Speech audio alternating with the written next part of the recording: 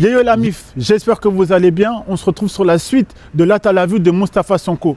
La semaine dernière, il nous avait parlé de son expérience en tant que joueur professionnel. Cette semaine, il va nous parler de son expérience en tant que coach. Et là, il répond aux questions de comment on rentre dans un centre de formation, c'est-à-dire celui des Metropolitans 92. Mais aussi comment il a accompagné Bilal Koulibaly arrivé en NBA chez les Wizards. J'espère que tu es prêt et je te laisse avec la vidéo. Allez, c'est parti. C'est très, pour revenir un peu à ce que tu disais tout à l'heure, comment arriver sur un centre de formation, parce que moi, j'ai pas eu cette chance-là aujourd'hui, comme on voit d'aujourd'hui. Nous, aujourd'hui, on va démarcher les gamins. On suit un peu sur toute la région parisienne pour aller voir les gamins, pour les démarcher et tout. Donc, on connaît plus ou moins les gamins, à part ceux qui... Quand on fait les détections. Quand on fait les détections, donc là, tous les gamins viennent, on regarde un peu, peut-être qu'il y en a qui nous ont échappé un peu tout, mais en général, les gamins, ils sont plus ou moins répertoriés aujourd'hui dans la région parisienne. Ou même en France, tout le monde est répertorié. Dans les clubs et tout, donc on sait plus ou moins qui est qui, quoi. Donc c'est pas... Mais il y a toujours des gamins qui viennent de commencer, ils ont 1 an ou 2 ans ou 3 ans, 4 ans de basket, qui sont pas encore, mais bon, qui peuvent... On sait qu'ils vont devenir un jour des super joueurs et tout. Donc, cette chance que eux ont aujourd'hui, c'est que dès qu'il y a des bons joueurs un peu partout, c'est plus comme à l'époque. À l'époque, c'était que dans la région parisienne. Les joueurs en région parisienne, c'était très très rare. Il y avait quelques-uns qui partaient un peu, mais c'est très très rare que les gamins de la région parisienne allaient partout pour aller dans les centres de formation, tout ça. Aujourd'hui, toute la France, toute l'Europe, le monde entier, j'y dis bien, vient dans la région parisienne pour justement, que ce soit l'INSEP ou autre, pour recruter les gamins. C'est ça. Donc c'est plus compliqué pour nous, maintenant, club de la région parisienne, de Paris ou de la région parisienne, de récupérer les gamins qui sont déjà ici. Parce que tous les clubs français, partout viennent pour prendre, et comme on peut le voir, dans la plupart des clubs en France, on a toujours 2, 3, 4 gamins de la région parisienne. C'est ça. Ils viennent tous pratiquement de Paris, c'est le vivier aussi. Voilà, donc c'est beaucoup plus compliqué pour nous, donc on essaie de faire attention et de faire les choses assez rapidement, tôt maintenant, pour pouvoir avoir les gamins. Moi, je sais qu'il y a 2-3 ans, vous organisiez, après c'était pas Metropolitans, mais c'était plus Paris-les-Valois. Il y avait des sessions de détection, ils étaient 100, 100 des joueurs. Ah mais plus même, des fois c'est des 400, non mais sur les fichiers, parce qu'après c'est sélectionné, mais sur les 4, tu en as à peu près 400-500 sur des sessions normalement, qui font les demandes pour venir faire les détections. Et après on essaie de filtrer un peu, mais tu en as 400-500. Mais comment on rentre au centre de formation de Levallois ici, Metropolitans? Alors, il y a plusieurs façons de faire. Donc c'est où nous on détecte des gamins pendant la saison, chez des U15 ou autres, ou n'importe. On va voir des matchs, des jeunes, de toutes les catégories, U15, U17, U18, région. On va voir des matchs, et tu vois des gamins que tu dis, waouh, qu'est-ce qu'ils font là? Donc ça, ils sont au-dessus. Voilà. Ils sont au-dessus, ça, ils après, dominent. Voilà, une fois qu'on les a répertoriés comme ça aussi, où il y a un championnat maintenant U15 France, donc c'est censé avoir les meilleurs joueurs français, les meilleurs joueurs U15 dans ces clubs-là. Ils viennent naturellement, les gamins. Ou ils vont les chercher, U15, U18, ou comme tu veux. Donc, on va voir les matchs là, ou bien sinon, on a un réseau qui nous dit, ah, il y a tel gamin, tu vois. On peut les inviter pour venir voir. Ou sinon, on fait les détections. Les détections. Et les détections, vous les faites et du coup, des fois c'est concluant ou bien... Parce que donc on en a récupéré quelques-uns comme ça. Ok. Et est-ce que tu as un conseil à donner aux jeunes en fait qui aimeraient venir justement dans le club? Comment on fait Alors nous ici par exemple, on est beaucoup aussi à cheval sur les études. Entre les études et le basket. Donc on n'a pas encore pris de gamins qui n'allaient plus à l'école et qui faisaient que du basket. Donc c'est un double projet, ce qui peut être des fois fatal pour nous, parce que le jour où on peut tomber sur un crack et qui ne va pas à l'école, Voilà. Ouais. Mais bon, on n'a pas encore eu ce problème-là. On a eu des gamins qu'on voulait récupérer, mais comme ils n'allaient pas à l'école, on ne voulait pas les laisser dans la nature. Parce que ce n'est pas dans l'ADN du club de laisser les gamins dans la nature. Donc on essaie de faire en sorte qu'ils aient quand même un niveau. On a des partenariats avec un lycée à Boulogne, plusieurs lycées à Boulogne, donc on peut les mettre dans les sections dans lesquelles ils sont, pour qu'après on puisse les récupérer pour les entraînements, avec des horaires aménagés, pour qu'ils puissent faire les entraînements, des fois le midi, le soir, à partir de 16h, 16h30 plutôt. Ils font les entraînements, après ils rentrent au centre, ils mangent, ils dorment, ils font leurs devoirs, et ils reviennent au club. Et pour les espoirs, ils sont toujours ici à Levallois. Toujours ici à Levallois. Ouais. Du coup, l'année dernière, tu étais assistant coach avec les espoirs et je sais qu'il y a un joueur, Bilal Koulibaly, qui cette année, l'année dernière a explosé en espoir et en pro. Et cette année, il a pu intégrer en fait un effectif NBA. Déjà, ce que j'aimerais savoir, c'est est-ce que c'était prévu, ce plan-là? Est-ce qu'en fait, vous l'avez préparé à ça, vous étiez prévu à ça? Ou bien Bilal, en fait, il s'est dit, je vais tenter ma chance avec les pros et ensuite on verra par la suite. Non, alors c'est pas passé comme ça exactement, mais le cas de Bilal l'année dernière,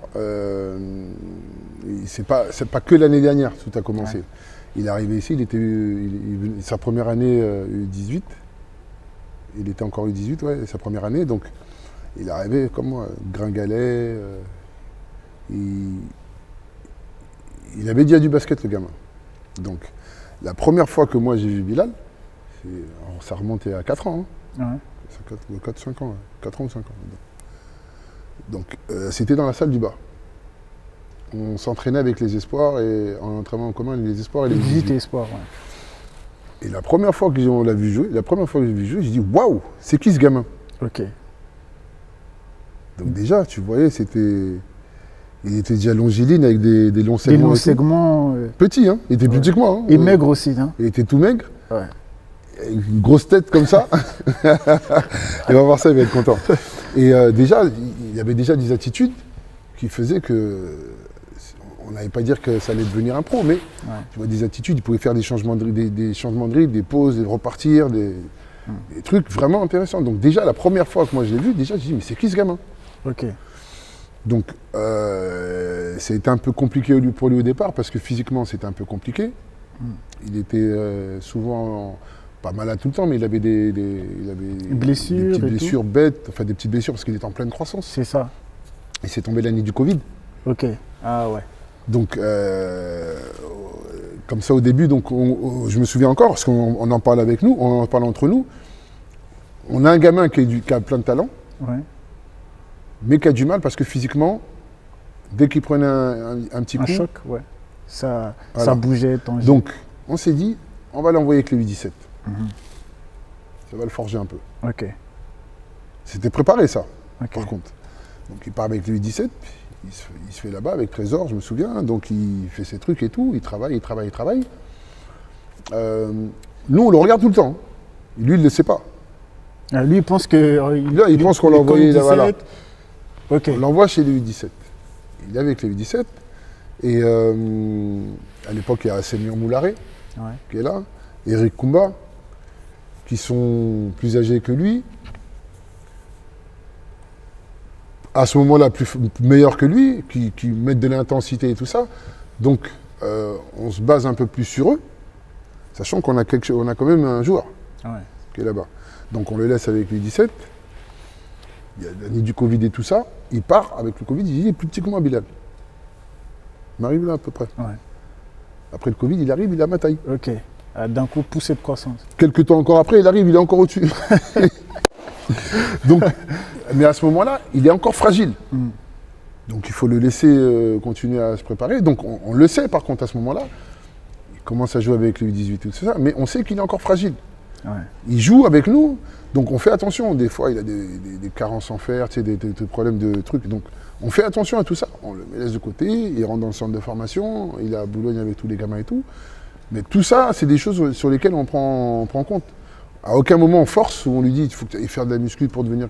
On le laisse et on fait attention de façon à ce qu'il arrive à la maturité de sa croissance pour qu'on puisse commencer à travailler tout ça. Donc au fur et à mesure du temps qu'on voit, et naturellement c'est un gamin qui ne s'est jamais précipité. Ok.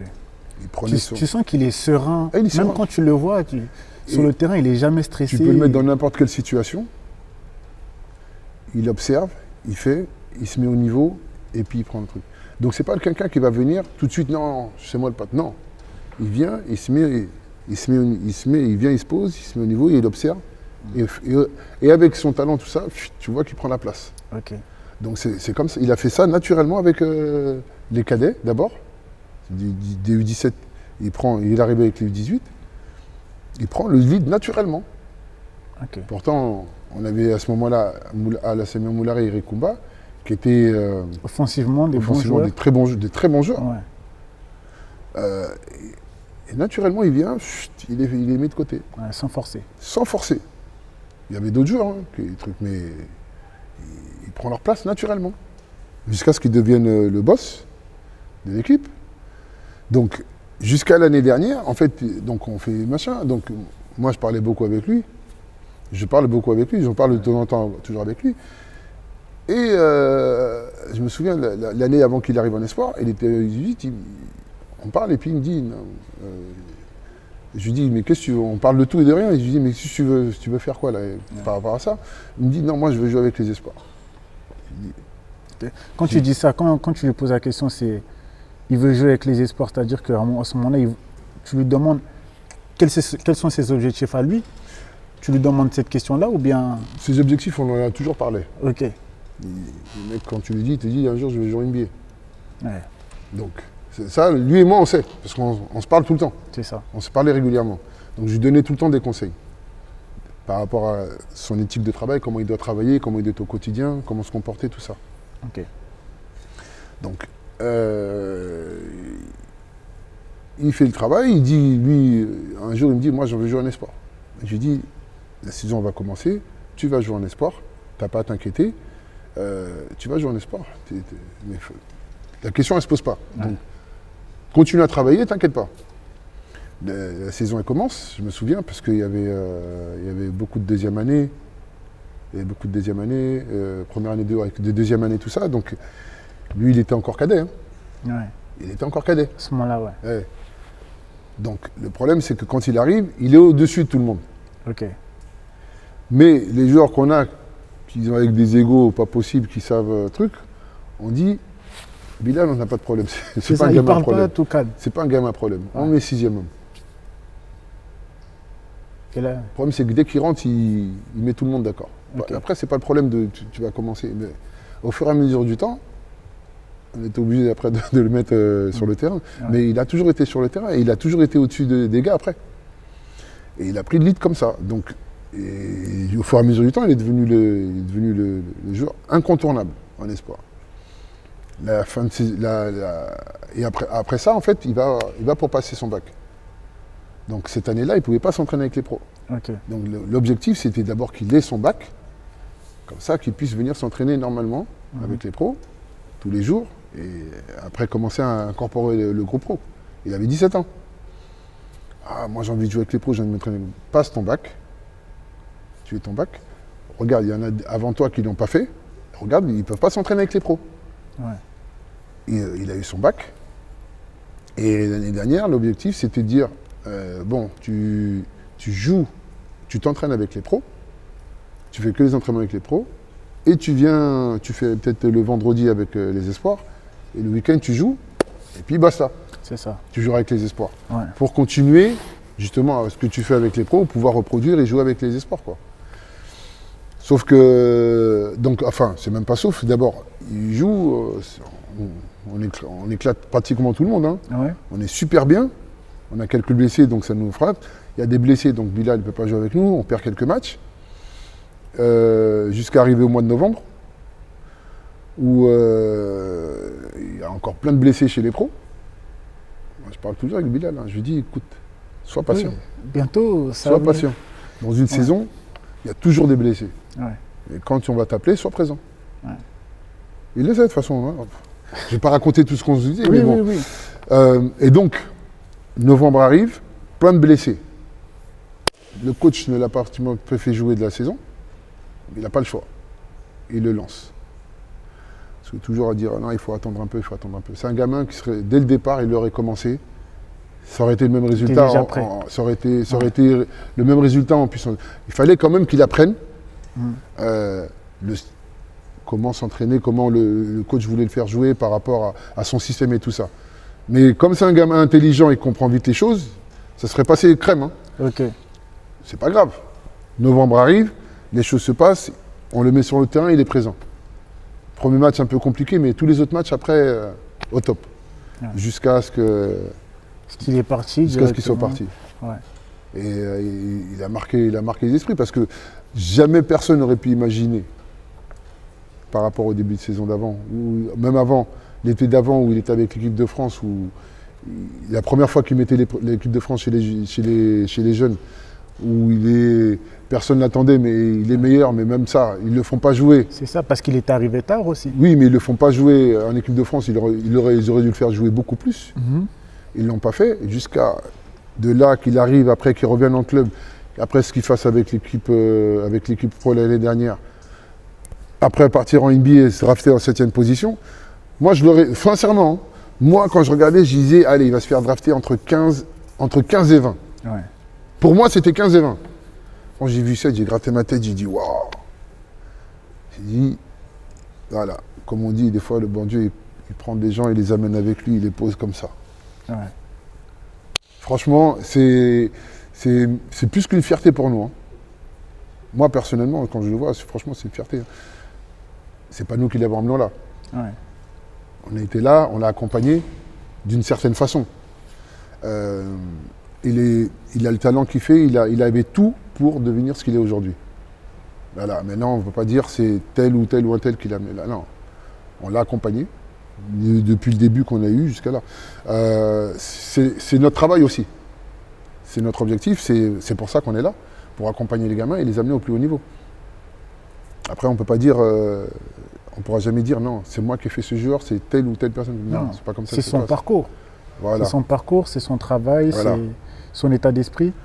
Tout et ça. Bilal, ce que je veux savoir aussi, c'est que lui, il avait quel état d'esprit quand tu l'as pris? Est-ce que c'était quelqu'un qui était parce que je sais qu'au début, il était un peu timide, réservé. Il est timide et réservé, ouais. Et d'un coup, on a senti en fait. Là, je revois en fait le dernier match qu'il avait fait ici en pro, en play-off, tu vois. Et tu vois en fait qu'il a évolué et même en termes de mentalité. En fait, est-ce que tu peux nous parler de comment il se comportait, on va dire, à l'entraînement et comment il se comportait en fait avec vous dans le groupe? Comme tu dis, c'est quelqu'un qui a toujours été calme. Personne n'a de problème avec Bilal. Il est calme, il est discret et il bosse. Okay. Quand tu le mets sur le terrain, tu lui dis de faire ça, il fait. Il a envie de bosser. Des fois, il faut le tirer un peu pour qu'il ait de bosser, mais il le fait. Okay. Après, pareil, quand il est sur le terrain, c'est pas quelqu'un qui parle beaucoup, qui crie. Hein. Il fait ce qu'il a à faire. Il fait tout ce que tu lui demandes. Et t'as pas besoin. C'est un joueur, tu vois, c'est comme on dit, la différence entre ceux qui vont faire du haut niveau ou pas. T'as pas besoin de lui répéter 2-3 fois les choses. Allez, maximum 2 fois. Tu lui dis une fois, il enregistre rapidement. Il comprend les choses rapidement. Une fois, allez, 2 fois max. Tu sais que c'est quelque chose qui va acquérir rapidement. Okay. Contrairement à certains qui ont plus de mal, qui ont du talent aussi, mais qu'il faut répéter les choses, répéter, arrêter, recommencer, tu vois, avant qu'ils puissent assimiler certaines choses. Donc c'est régulièrement ce qu'on voit entre le haut niveau et les niveaux en dessous. Hein. Ok, ça marche. Ok, je comprends mieux. Donc Mousse, en fait, ton rôle ici dans le centre de formation, ce que j'ai très bien compris, c'est qu'en fait, au-delà d'être le coach, l'assistant coach, tu es aussi l'accompagneur, tu accompagnes les joueurs sur leur vie. On va dire, ça peut être personnel, comme sur le terrain, le bon conseil. Tu as été aussi ancien joueur et tu sais en fait qu'est-ce qu'il faut corriger à chaque fois, les détails. On va dire, pour moi, je pense que tu es plus qu'un coach parce que c'est là où les coachs en fait se réfèrent. Parce qu'il y a le coach en fait qui est là et qui donne les consignes, qui est avec la plaquette et qui explique les systèmes. Il y a le coach en fait sur qui tu peux compter et lui expliquer en fait si là ça va pas ou. Donc en fait la dernière question que j'ai à te poser, Mousse, c'est quel conseil tu donnerais à un jeune d'aujourd'hui pour réussir dans le basket?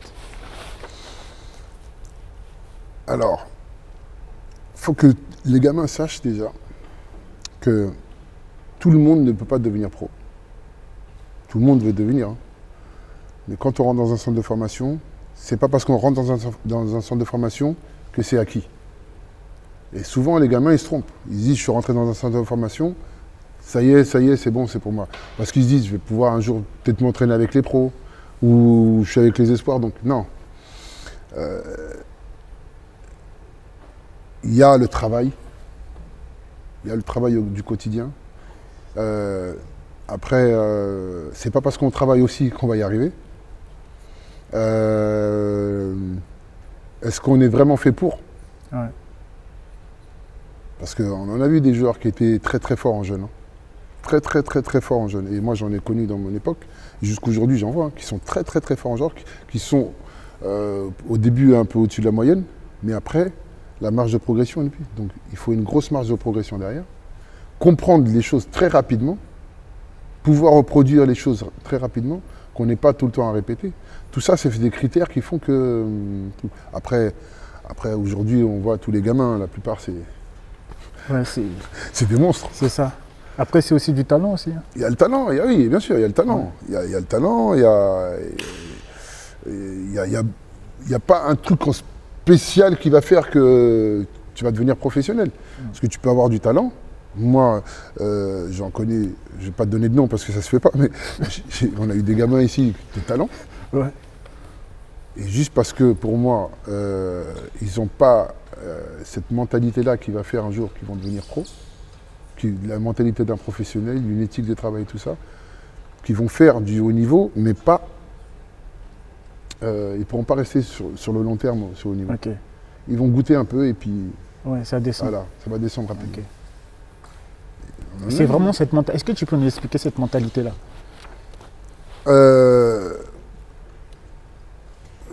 Aujourd'hui, avec les réseaux sociaux, le monde comment il tourne aujourd'hui, je vois les gamins, il y en a trop qui sont perdus.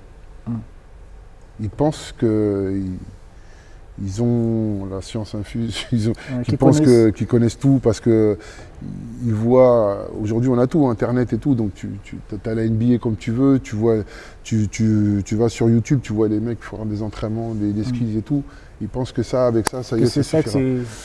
Le détail, la façon dont tu peux, quand tu es en club ou certains entraîneurs qui peuvent t'expliquer certaines choses, les positionnements, tout ça fait partie. Hein.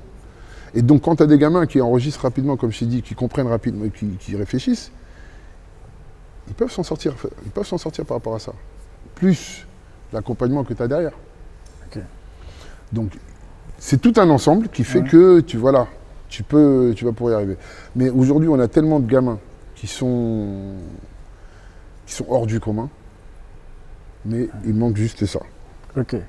Et ça, c'est primordial, ce que tu veux dire. Sans ça, là, mental. sans ça, tu peux arriver à un certain moment, mais après, tu vas... Ouais. Ok, ça marche. Il faut la tête, il faut le cerveau, il faut. Ok. Je te remercie, Mousse. Avec Merci plaisir. pour tes conseils. Je pense qu'on a appris beaucoup de choses là sur toi et surtout sur la carrière d'un jeune basketteur, j'espère. On va voir en fait comment ça se passe en dehors du décor et des coulisses. Il n'y a pas de souci. C'est bon. C'est bon? Ah, c'est bon. Je te rends ton micro parce que si je pars avec, là, il va me ramener, il va courir jusqu'à... Ok la MIF, j'espère que cette série de vidéos t'a plu. N'hésite pas à t'abonner, liker et partager. Je te remercie Mousse pour ton accueil et gros big up à toi Délard. La MIF, je vous attends en commentaire pour qu'on débatte un peu et qu'on parle de ces épisodes. J'espère que ça t'aura plu. C'était Dr Drew, tuer pour tuer. Babanks.